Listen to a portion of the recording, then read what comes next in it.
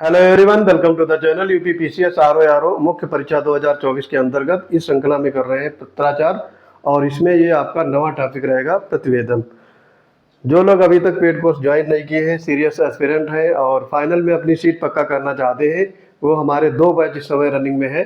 पहला बैच आपका आरओ मुख्य परीक्षा 2024 के अंतर्गत, उसमें आपको आंसर राइटिंग कराई जा रही है। और दूसरा बैच हमारा है प्रीलिम एग्जाम्स को लेकर के। आरओ पीसीएस और बीईओ तीनों का आप अगर तैयारी कर रहे हैं तो कंबाइंड रूप से प्रैक्टिस बैच है।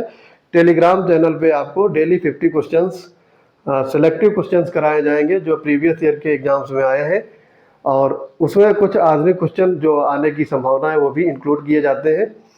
ये बैच आपका जब तक आपके प्रीलिम्स एग्जाम्स नहीं हो जाते तब तक रनिंग में रहेगा, और इसकी दोनों की डिटेल्स आपको टेलीग्राम चैनल पर उपलब्ध रहेगी।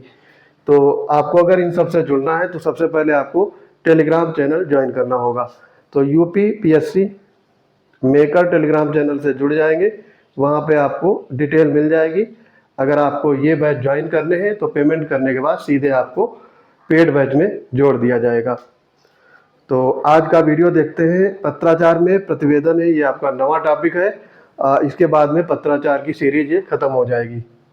तो इसमें सबसे पहले परिभाषा, प्रतिवेदन शब्द का निर्माण दो शब्दों के योग से हुआ है, प्रति और विद, जिसका अर्थ है सम्यक जानकारी।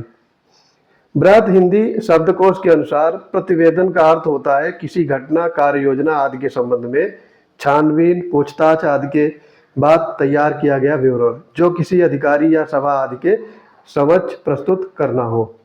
इस प्रकार यह एक प्रकार का लिखित विवरण होता है जिसमें किसी कार्य या विषय के विभिन्न तथ्यों के लेखे जोखे की प्रस्तुति होती है।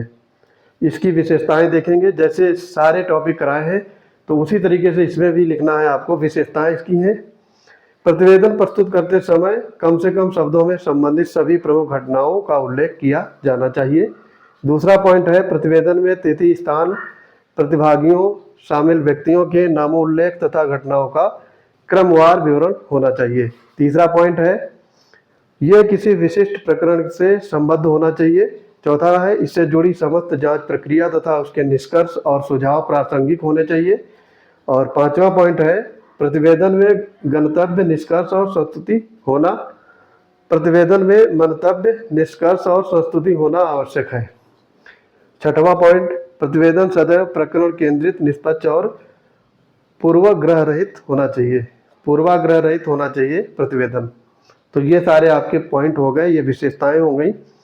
आप प्रारूप देखेंगे। प्रतिवेदन का प्रारूप क्या है, विषय लिखेंगे डैश डैश करके, स्थित मलिन बस्ती संख्या, ठीक, फिर डैश लिखेंगे के संबंध में जांच की प्रतिवेदन रिपोर्ट। ये जो पॉइंट है आपका बेसिकली रिपोर्ट पर आधारित है। कहीं भी आप गए, सर्वे किया, उसके बाद में आपको रिपोर्ट लिख करके देनी है अपने मतलब सीनियर अधिकारी को। तो यहाँ पे जांच विवरण समिति द्वारा, फिर आप लिखेंगे 2 पॉइंट में ये सारे विवरण लिखे जाएंगे। 3 पॉइंट में फिर अभिमत, समिति का मत है, कोई भी समिति होगी उसका मत है वो भी लिखेंगे। निष्कर्ष क्या निकलता है, समिति इस निष्कर्ष पर पहुंची है कि।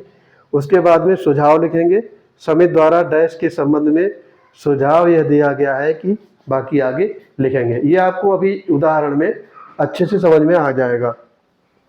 फिर है सदस्य, हस्ताक्षर, नाम, दिनांक, ये आपका पहला सदस्य। दूसरा सदस्य रहेगा हस्ताक्षर, नाम और दिनांक। फिर अध्यक्ष उस कमेटी का या समिति का रहेगा, वो अपने साइन करेगा, हस्ताक्षर, नाम और दिनांक। मेरे हिसाब से 9 पार्ट में ये सबसे सरल पार्ट है प्रतिवेदन। उदाहरण इसमें देखेंगे। देखो, प्रयागराज जनपद स्थित बहुमंजिला इमारत इंदिरा भवन सिविल लाइन में आकस्मिक रूप से घटित आगजनी की घटना और इस दौरान होने वाली मौतों के संदर्भ में श्री काखागा की अध्यक्षता में गठित एक सदस्यीय जांच समिति की प्रतिवेदन रिपोर्ट। सबसे पहले जांच विवरण, ये आपका डेट रहेगा यहाँ पे, दिनांक 25 दिसंबर 2019 को क्रिसमस में जनपद प्रयागराज स्थित बहुमंजिला इमारत इंदिरा भवन सिविल लाइन में घटित इस दुर्भाग्यपूर्ण घटना की जांच की गई। समिति ने इस संबंध में 48 लोगों की मृत्यु, 63 लोगों के घायल होने की पुष्टि की है। ठीक, इसके बाद दूसरे पॉइंट में, समिति ने जांच के दौरान ये तथ्य पाया कि क्षमता से अधिक लोगों का जाना, क्षमता से अधिक लोगों का आना, गलियों का संकरा होना और सीढ़ियों लिफ्ट की समुचित व्यवस्था न होने के कारण उक्त घटना घटित हुई। ये आपका हो गया कारण। आग लगने का कारण भवन में बिजली के तारों का जाल है, जिनके बीच शॉर्ट सर्किट की घटना प्रायः होती रहती है। उक्त से संबंधित समिति द्वारा लिखे गए छायाचित्र प्रतिवेदन के साथ संलग्न है। इसकी जो आपकी फोटोकॉपी है या जो चित्र लिए गए हैं वो इसमें संलग्न है। तीसरा पॉइंट है, समिति द्वारा दिनांक 27 दिसंबर 2019 से 15 जनवरी 2020 के मध्य जांच के दौरान दुकानदारों सहित आसपास के लगभग 30 से अधिक लोगों से पूछताछ की, जिसके कलमबंद बयान में विवरण प्रतिवेदन के साथ संलग्न है। ठीक, उसके बाद अभिमत क्या है? अभिमत समिति का मत है कि उपर्युक्त दुर्भाग्यपूर्ण घटना के कारण शासन के प्रति जन विश्वास में कमी आई है, साथ ही व्यापारिक कारोबार पर भी इसका नकारात्मक प्रभाव पड़ा है। निष्कर्ष क्या निकलता है? समिति इस घटना का कारण नगर निगम की लापरवाही, स्थानीय दुकानों द्वारा कानून का पालन न किए जाने को मानती है।